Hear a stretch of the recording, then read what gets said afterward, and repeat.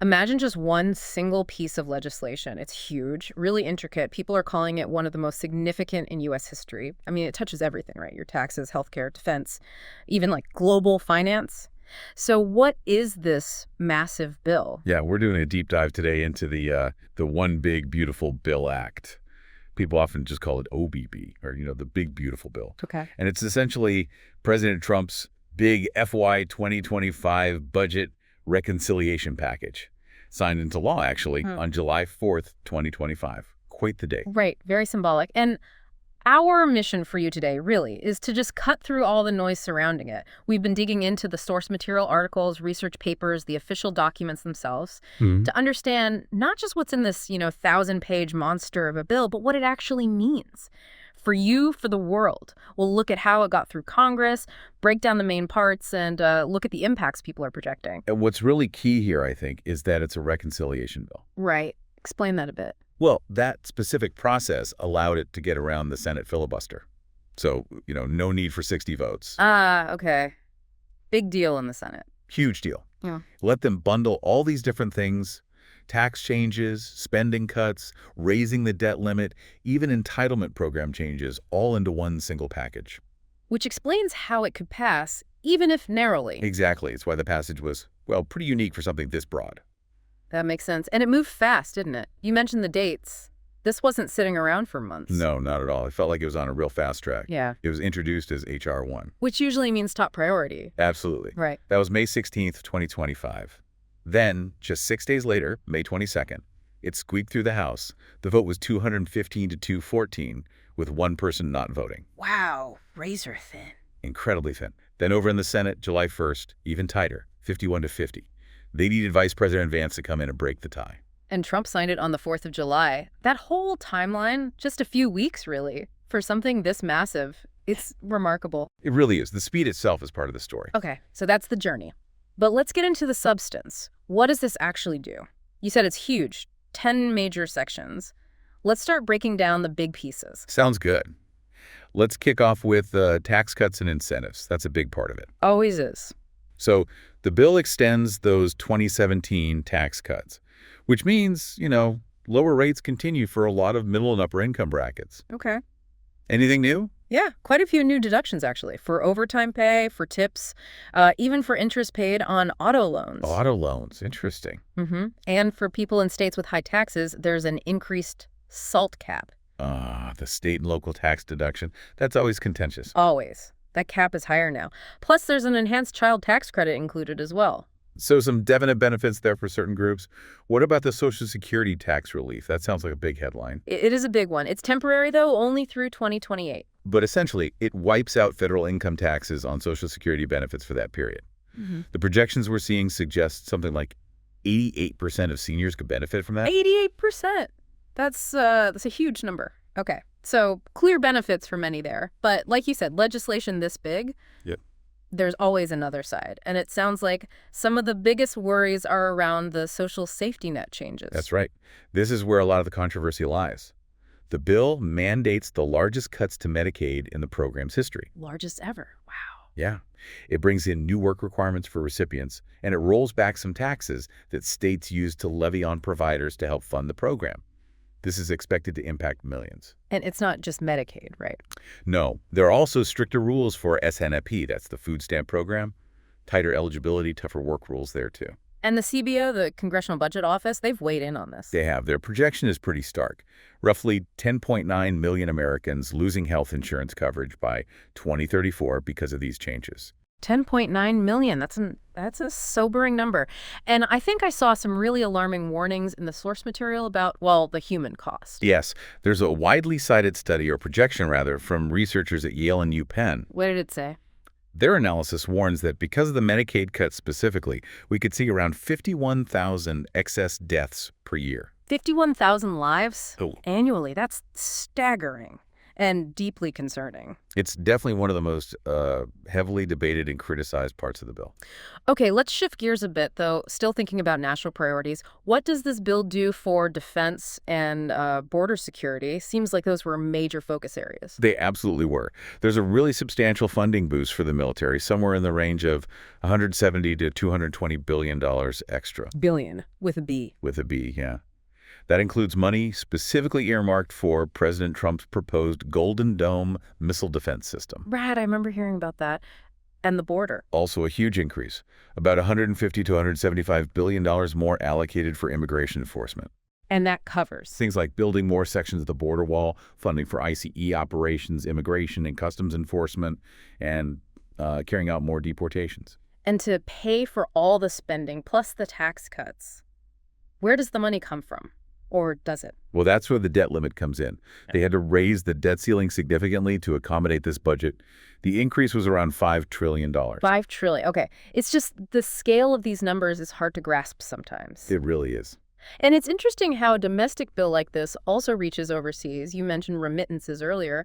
Money sent back home by immigrants. How does the bill affect that? Yeah, it introduces a new levy, a tax on remittances, Yeah. but only those sent via cash or money orders. Okay, not bank transfers. Apparently not focusing on those for now. The tax is set at 1%. 1%. I feel like I heard about higher numbers being proposed earlier. You did. The initial talk was much higher, maybe 5%. Yeah. Then it got negotiated down to maybe 3.5%. So landing at 1% is quite a reduction from those earlier ideas.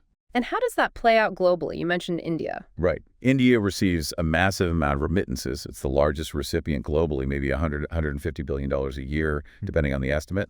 So for them, a 1% tax is actually kind of a relief compared to what was being discussed. It means less of that money gets taxed on its way out of the U.S. Interesting dynamic. Okay, let's touch on two other big areas this bill impacts.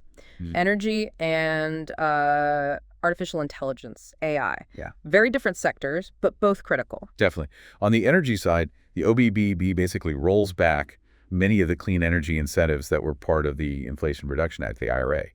So a shift away from renewables. It appears so. The changes tend to favor fossil fuel production and use. Okay. And AI. That seems like a sudden turn. It does, but it's in there. The bill imposes a 10-year federal ban, basically a moratorium on states creating their own AI regulations. A federal preemption for a decade. Why, and what are the concerns?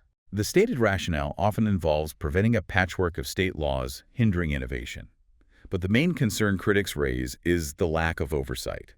They worry that without state-level ability to regulate, it could open the door to potential abuses, like using AI for generating child exploitation material with less local accountability. That's a serious concern. Okay, so we've covered taxes, safety nets, defense, border, remittances, energy, AI. Let's zoom out again. The big picture. The economy. What does all this mean for the nation's bottom line? The numbers seem pretty stark.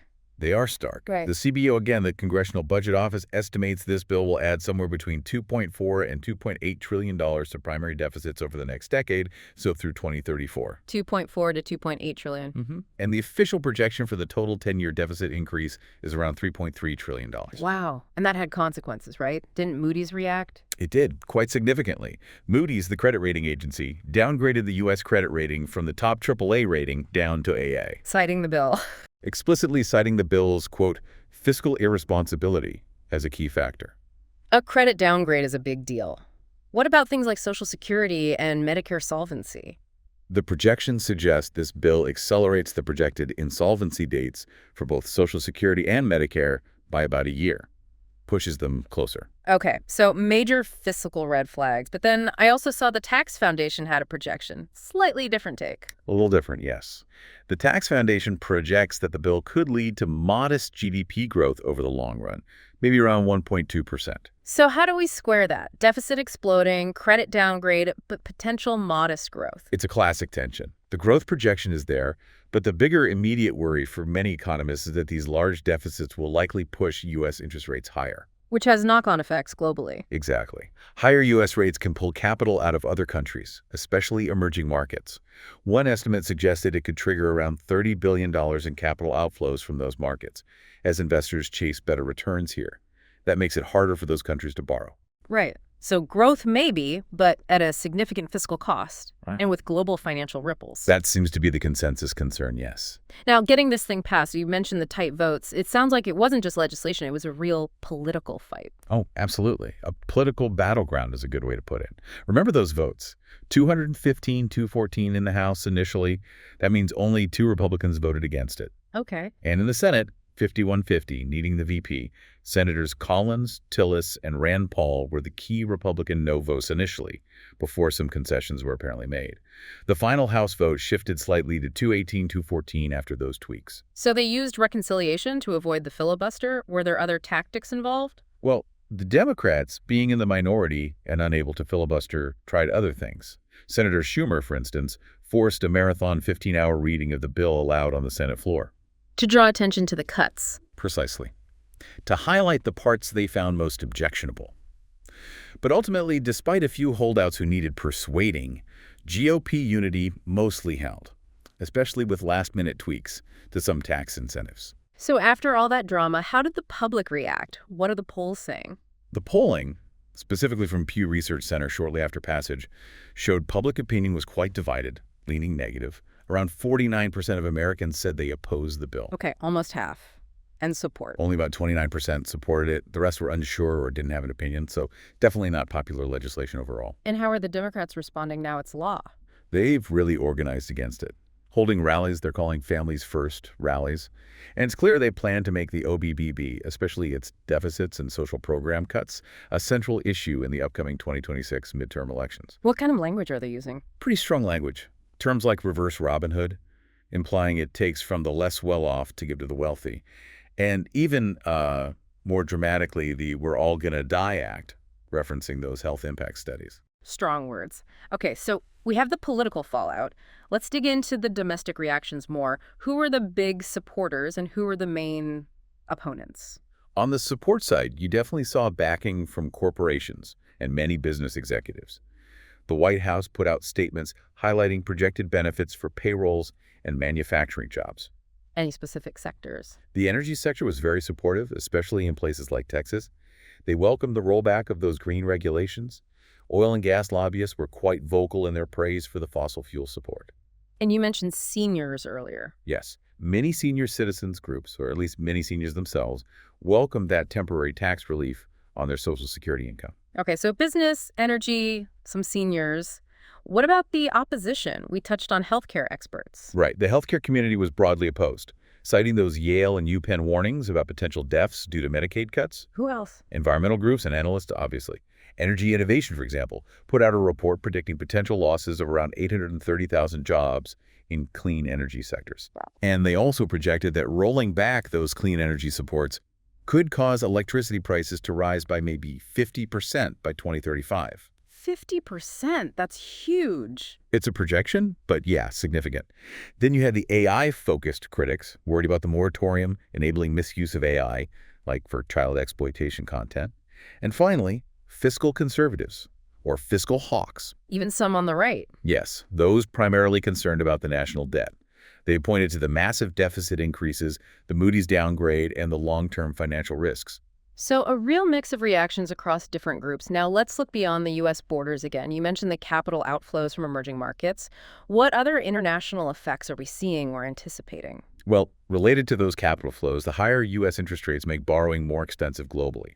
So developing economies might face tighter credit conditions, and their currencies could weaken against the dollar. Okay. And the remittance tax. Back to India. Right.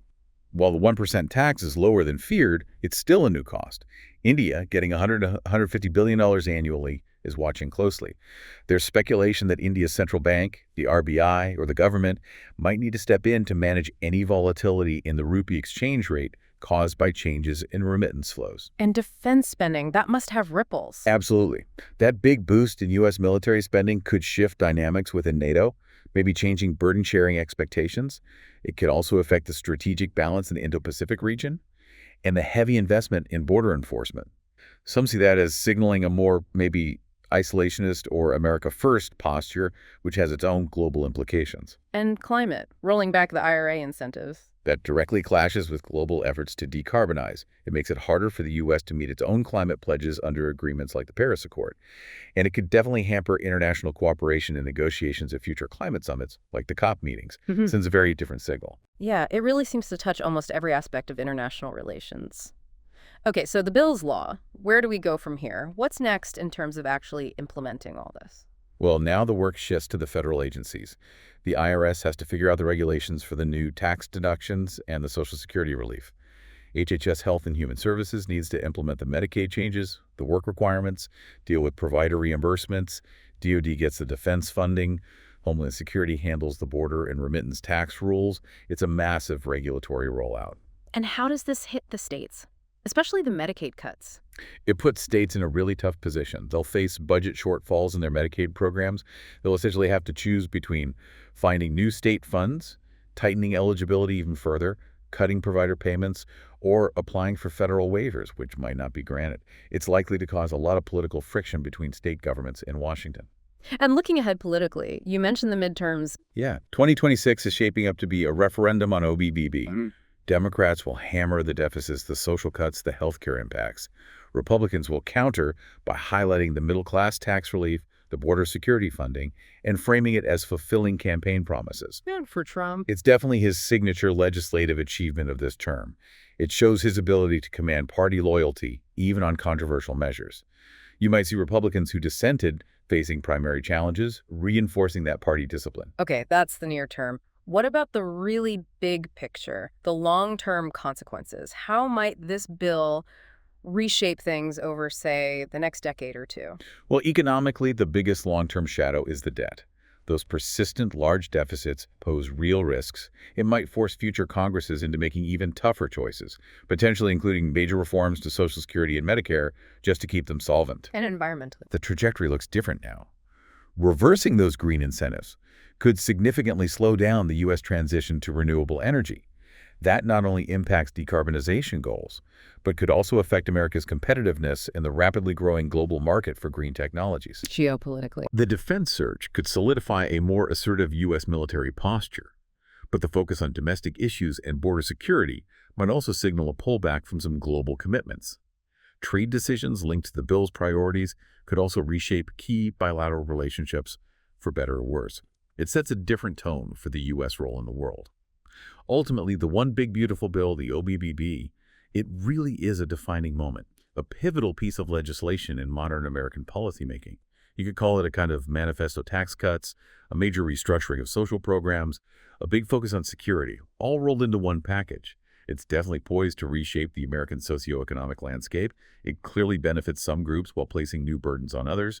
And its effects, as we've discussed, are going to ripple outwards globally through finance, trade, climate policy, security alliances. It's a big one. It absolutely is, with nearly a $3 trillion hit to the deficit projected, those sweeping cuts to social support, and really uncertain long-term economic returns. It's no surprise this bill is, and likely will remain, deeply polarizing. Its ultimate legacy, I suppose, will really depend on whether that economic stimulus it aims for actually delivers gains that outweigh the very real fiscal and human costs we've talked about. And, of course, how other countries, global actors, adapt to these profound changes coming out of the U.S. So thinking about all these moving parts, what's the one aspect of the One Big Beautiful Bill that you, our listener, will be keeping a particularly close eye on as it continues to unfold in the months and years ahead?